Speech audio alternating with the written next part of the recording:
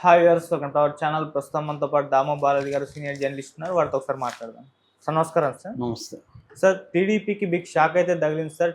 మన AP fibre net chairman GV Reddy రాజీనామా చేశారు. మరి ఇంత సడన్ గా ఆయన ఎందుకు రాజీనామా చేశారు, ఏం జరిగింది, మరి దీని పట్ల టీడీపీలోని అసంతృప్తి వ్యక్తం చేస్తున్నారు. చంద్రబాబు నాయుడు గారి పైన ఆయన ఒక లీడర్ని కాపాడుకోలేకపోయారని చెప్పేసి పోస్టులు కూడా పెడుతున్నారు. మరి దీని వెనుక లోకేష్ గారు ఉన్నారని కూడా చాలా మంది మాట్లాడుతున్నారు. మరి మొత్తంగా ఏం జరిగింది సార్ ఈ ఇష్యూలో? యాక్చువల్గా ఇది గత కొంతకాలంగా ఇందులో వివాదాలు జరుగుతున్నాయి. ఏపీ ఫైబర్ నెట్ చైర్మన్గా జీవీ రెడ్డి. ఆ జీవీ రెడ్డి గతంలో జాతీయ అధికార ప్రతినిధి టీడీపీకి. ఆయన అనేక ఛానల్లో వచ్చి మాట్లాడేవాడు, అడ్వకేట్ బేసిక్గా. తను రెడ్డి అయినప్పటికీ కూడా జగన్ ప్రభుత్వం మీద తీవ్ర పోరాటం చేశాడు. చాలా విషయాల్లో చాలా స్ట్రాంగ్గా మాట్లాడేవాడు. కొంత సబ్జెక్టు మాట్లాడతాడు, వ్యక్తిగతంగా ఎవరి మీద దాడి చేయరు, ఒక డీసెన్సీ ఉంది అన్న పేరు కూడా ఆయనకు వచ్చింది. దాంతో ఆయన సేవలకు ప్రతిఫలంగా గవర్నమెంట్ వచ్చిన తర్వాత ఆయనకి నామినేటెడ్ పోస్టులు ఏపీ ఫైబర్ నెట్కి ఇచ్చారు. ఇచ్చినప్పుడే ఆయన ఇమీడియట్గా మొత్తం ఆ ఫైబర్ నెట్ వ్యవస్థ ఎలా ఉంది, అందులో ఉద్యోగులు ఎవరు, ఎలా నియమించారు, ఇవన్నీ ఆయన మొదలుపెట్టాడు. అందులో ఆయన తేల్చింది ఏంటంటే 410 మంది ఉద్యోగుల్ని అంతా వైసీపీకి సంబంధించిన వాళ్ళని పెట్టేశారు, ఇదంతా అక్రమంగా ఇలాగ పెట్టారని చెప్పి ఆయన 400 మందిని నేను తీసేస్తున్నానని అనౌన్స్ చేశాడు. దాని తర్వాత కొన్ని అక్రమాలు జరిగాయి దీంట్లో అనేది కూడా ఆయన అనౌన్స్ చేశాడు. అప్పుడు అందరూ కూడా ఆశ్చర్యపోయారు. అప్పుడు రామ్ గోపాల్ వర్మకు కూడా 2 కోట్ల వరకు ఏపీ ఫైబర్ నెట్ అక్రమంగా డబ్బులు చెల్లించింది, ఇవన్నీ కూడా ఆయన బయటికి తీశాడు. అప్పటి జీవోలు అవన్నీ మొత్తం సమీక్షలు చేశాడు.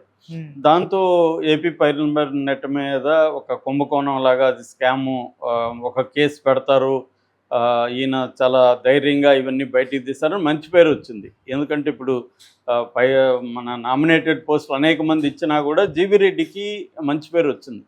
కానీ జీవీ రెడ్డి సడన్గా ఏం జరిగిందో తెలీదు.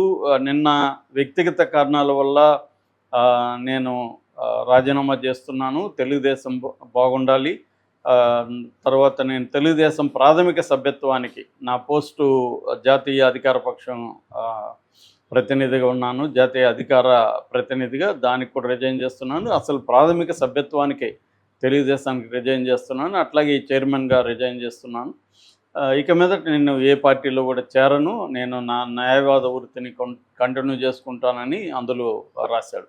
అయితే అంతకుముందు ఆయన ప్రెస్ మీట్ పెట్టాడు. ప్రెస్ మీట్ పెట్టి ఆయన ఏం చెప్పాడంటే Dinesh Kumar MD AP fibre net, ఆయన మీద మరొక 5 మంది మీద, 4 మీద, Bharadwaj chief technical officer, Suresh business head, తర్వాత శశాంక్ ప్రొక్యూర్మెంట్ ఆఫీసరు, వీళ్ళ 3 పేర్లు కూడా అందులో ఉన్నాయన్నమాట. సో మొత్తం 4 మీద ఆయన ఆరోపణలు చేస్తాడు. అందులో షాకింగ్ ఆరోపణలు అవన్నీ కూడా. ఏంటంటే ఇప్పటివరకు 8 నెలల్లో ఒక కొత్త కనెక్షన్ కూడా మేము ఇవ్వలేదు, ఉన్న కనెక్షన్లకు కూడా ప్రసారాలు సరిగా చేయట్లేదు. సో అప్పుడే బాగుండింది, అప్పుడు చాలా కనెక్షన్లు ఇచ్చారు, మేము అసలు ఒక్క కనెక్షన్ కూడా ఇప్పటివరకు ఇవ్వలేదు.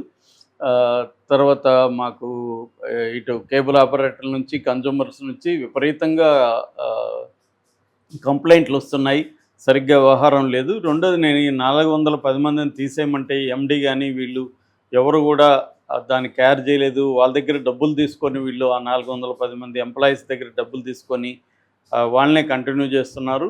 ఇంకా నేను అనుకున్న నిర్ణయాలు ఏవి కూడా వీళ్ళు అమలు చేయట్లేదు. అంటే ఈయన తీసుకున్న నిర్ణయాలు అమలు చేయాల్సింది ఎవరు? ఐఏఎస్ ఆఫీసర్లు, ఐఏఎస్ కానీ కింద సిబ్బంది కానీ, వాళ్ళు ఎవరు చేయట్లేదు. దీని ప్రధాన కారణం దినేష్ కుమార్ అనేది ఆయన చెప్పాడు. అలాగే వీళ్ళ అలసత్వం వల్ల దాదాపు 370 కోట్లు జీఎస్టీ ఫైన్ వేసింది. దాన్ని వీళ్ళ జీతాల్లో నుంచే కట్ చేయమని నేను చెప్పాను. ఎందుకంటే వీళ్ళు సకాలంలో జీఎస్టీ చెల్లింపులు చేసుంటే ఈ ఫైన్ పడేది కాదు, ఇప్పుడు అది కట్టాలి 370. అలాగే విజిలెన్స్ కమిటీ దాదాపు 60 కోట్లు చెల్లించాలని చెప్పినా కూడా వీళ్ళు పట్టించుకోలేదు అనేది ఆయన ఆరోపణలు చేశాడు. సో ఆరోపణలు చేసిన తర్వాత ఆయన చంద్రబాబు, లోకేష్ పిలిచి మాట్లాడారు.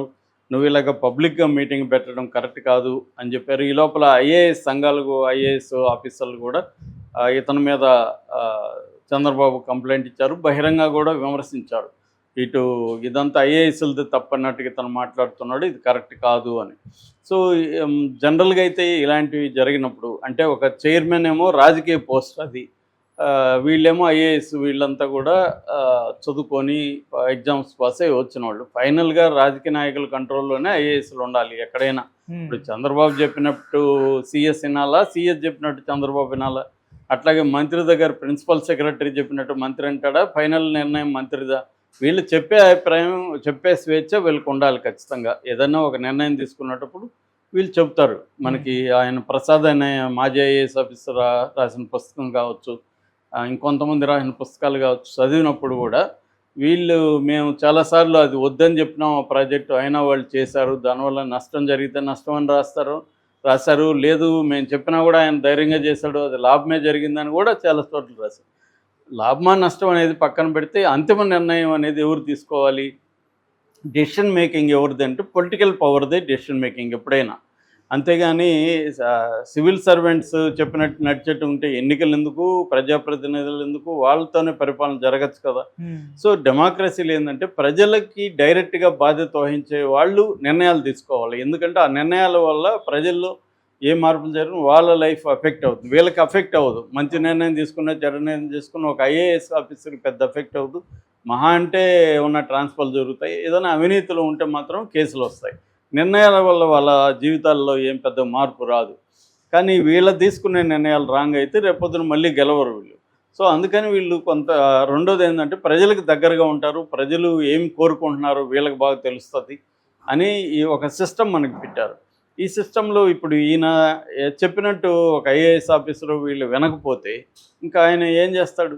మామూలుగా ఇతను కానీ కరప్ట్ అయింటే ఇతను కూడా దీంట్లో డబ్బులు తీసుకునేవాడే కదా, జీవీ రెడ్డి. కానీ మనకు అర్థమవుతుండేది ఏంది, అతను కరప్ట్ కాదు. రెండోది అధికారంలో లేని 5 ఏళ్ళు కూడా చంద్రబాబు వైపు గట్టిగా నిలబడి జగన్ ప్రభుత్వానికి వ్యతిరేకంగా గట్టిగా కొట్లాడిన వ్యక్తి. అలాంటి నిబద్ధత ఉన్నట్టుగా మనకు అర్థమవుతుంది, నిజాయితీ ఉన్నట్టుగా అర్థమవుతుంది. అలాంటి వ్యక్తి ఇప్పుడు రిజైన్ చేయడం వల్ల తెలుగుదేశం కేడర్లోనే చాలా తీవ్ర అసంతృప్తి వచ్చింది. ఎందుకు? ఒకవేళ జీవీ రెడ్డి ఆయన రాజకీయ నాయకుడు కాదు కాబట్టి ఆయనకి ఎట్లాంటివి ఎలా డీల్ చేయాలో తెలియకపోవచ్చు. కొద్దిగా ఆయన క్రూడ్ అంటే నా సెన్స్ ఏంటంటే డైరెక్ట్గా ఆయన ప్రెస్ మీట్ పెట్టి చెప్పేయడం ఇలా కాకుండా దాన్ని కొంత ఓపిక పట్టి ఉండాల్సింది. బట్ ఆయన 8 నెలలుగా అనేక రోజులు ఓపిక పట్టాడు. తెలుగుదేశం వల్ల లోకేష్ చంద్రబాబు దృష్టికి తీసుకెళ్ళాడు, అయినా అక్కడేమి నిర్ణయాలు రాలేదు కాబట్టి తన మీదకి వస్తుంది. ఎందుకంటే ఇలాగే ఉంటే ఇది ఫైబర్ నెట్ మూతపడిపోతుందనే ఆయనకి అనిపించింది. అది కూడా చెప్పాడు ఆయన, మూతపడిపోతుంది, రేపొద్దున ఇది నా వల్ల పోయిందని ఒక ప్రచారం చేస్తారు. వైసీపీ వాళ్ళు రెడీగా ఉన్నారు. అందుకని ఇది ఏం జరుగుతుందో నేను పబ్లిక్కి చెప్పాలి అనేది ఆయన అనుకున్నాడు, ఆయన పాయింట్ ఆఫ్ నుంచి. ఏదేమైనా ఇది ఇంకొక వైసీపీ వాళ్ళు ఇంకొక ప్రచారం కూడా తీసుకొచ్చారు. అదేంటంటే లోకేష్ ఇప్పుడు ఏంటంటే డిఫాక్టో సీఎంగా లోకేష్ ఉన్నాడు. ప్రతి డిపార్ట్మెంట్కి సంబంధించి లోకేష్ నిర్ణయాలు తీసుకుంటున్నాడు. ఆ లోకేష్ ఏం చేశాడంటే ఎక్కడికక్కడ తన మనుషుల్ని పెట్టుకున్నాడు. ఆ మధ్య టీటీడీలో కూడా తన మనిషి ఉన్నాడు అక్కడ. అన్నీ అతని ద్వారా లోకేష్ తెప్పించుకొని ఇండైరెక్ట్గా లోకేష్ పరిపాలన టీటీడీలో జరుగుతుందని కూడా వార్తలు వచ్చాయి. అట్లాగే ఇక్కడ గతంలో వేమూరి హరికృష్ణ అని ఫైబర్ నెట్ స్కామ్లో కూడా ఆయన ఉన్నాడు A1గా. ఇప్పుడు ఆయన ఆధ్వర్యంలోనే ఈ జీవీ రెడ్డి పనిచేయాలి. ఇది జనరల్గా ఏంటంటే మామూలుగానే రాజకీయాలు ఎలా ఉంటుందంటే నామినేటెడ్ పోస్ట్ పెట్టినంత మాత్రాన, అది స్వతంత్ర సంస్థ అయినంత మాత్రాన అతను చెప్పినట్టుగా నడవు.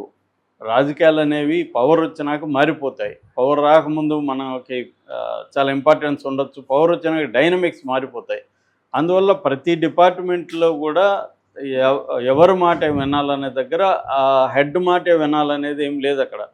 సో ఆ హెడ్కి పైన ఉండే వాళ్ళు మంత్రులు కావచ్చు, లేకపోతే ఇంకా పైన అని చెప్పాలంటే లోకేష్, చంద్రబాబు కావచ్చు, వీళ్ళ నిర్ణయాల ప్రకారం జరుగుతుంటాయి. అది ఓపికగా నిజాయితీగా ఉన్న వాళ్ళకి ఇబ్బంది ఏంటంటే, నిజాయితీ లేకపోతే మనం కూడా సంపాదించుకుందాం, ఈ 5 ఏళ్లలో మనం కొన్ని కోట్లు సంపాదించుకుని బయటపడదామని జీవీ రెడ్డి అనుకుని ఉంటే అసలు ఈ గొడవ రాదు. జీవీ రెడ్డి నిజాయితీ వల్ల వచ్చిన సమస్యలు ఇవి. చాలాసార్లు ఇప్పుడు ఏంటంటే నిజాయితీగా ఉంటే నీకు ఎక్కువ సమస్యలు వస్తాయి. ఎందుకంటే చుట్టూ కరప్షన్ ఉన్నప్పుడు ఒక్కడు ఇద్దరు నిజాయితీగా ఉండడం వెరీ డిఫికల్ట్ థింగ్. అందుకని కూడా చాలామంది లొంగిపోతుంటారు. ఎందుకంటే వాళ్ళ మీద ప్రెజర్ కూడా విపరీతంగా ఉంటుంది. సో ఇది అయితే ఇప్పుడు దీనివల్ల చంద్రబాబు ప్రభుత్వానికి చెడ్డ పేరు వస్తుంది. ముఖ్యంగా తెలుగుదేశంలోనే ఒక అసంతృప్తి ఉంది. ఇలాంటి వ్యక్తిని, ఒక నిజాయితీ హానెస్ట్గా పనిచేసి పార్టీ కోసం ఎంతో కష్టపడిన వ్యక్తిని వదులుకొని ఉండకూడదు. ఆయన ఇచ్చిన రాజీనామాని త్వరగానే ఆమోదించేశారు అంటే ముందే వీళ్ళకి తెలుసు. ఆయన్ని తిట్టారు వీళ్ళిద్దరు, ఎవరు చంద్రబాబు లోకేష్ జీవీ రెడ్డిని పిలిచి మందలించారు, నీకేం పని అని, నువ్వు ఇలాగ చేస్తావా, పబ్లిక్ మీటింగ్లు పెడతావా, ఇవన్నీ వాళ్ళు తిట్టడం వల్లే ఆయన మనస్తాపం చెంది రిజైన్ చేశాడు అనేది వార్త వస్తుంది. సో దినేష్ కుమార్ను మాత్రం చంద్రబాబు ట్రాన్స్ఫర్ చేశారు. ఆయన్ని జిఏడికి, జనరల్ అడ్మినిస్ట్రేషన్ డిపార్ట్మెంట్కి రిపోర్ట్ చేయమని చెప్పారు. ఆయనకి ఉన్న RTGS, AP gas, infra corporation, తర్వాత డ్రోన్ కార్పొరేషను, వీటిలో ఉన్న పదవులను కూడా ఆయనకి తీసేశారు. సో అంతవరకు అయితే బాగానే ఉంది. మరి దినేష్ కుమార్ని తీసేసినప్పుడు ఈయన్ని ఎందుకు కంటిన్యూ చేయలేకపోయారు అనేది ఒక ప్రశ్న. ఏదేమైనా చంద్రబాబు మాట ఐఏఎస్లు వినట్లేదా, లేకపోతే ఐఏఎస్లకే చంద్రబాబు ఇంపార్టెన్స్ ఇచ్చి తను నియమించిన ఈ మిగతా వాళ్ళకి ఇంపార్టెన్స్ ఇవ్వట్లేదా అన్న చర్చ కూడా మొదలైంది. ఎందుకంటే గ్రూప్ 2 విషయంలో కూడా ఏపీపీఎస్సీ చైర్పర్సన్ అనురాధ చంద్రబాబు మాట ఏం లేదు.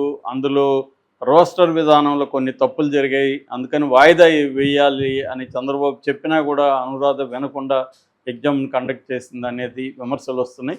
అయితే నిజంగానే అనురాధ ఈయన మాట వినలేదా, లేకపోతే చంద్రబాబు డ్రామా ఆడుతున్నాడా అనే చర్చలు కూడా మొదలైనాయి. ఏదేమైనా దీనివల్ల చంద్రబాబు మాట ఐఏఎస్లు ఆఫీసర్లు వినట్లేదు అన్న ఒక వార్త వచ్చింది. దీనివల్ల తెలుగుదేశం క్యాడర్ అయితే అసంతృప్తికి లోనైంది అనేది వాస్తవం.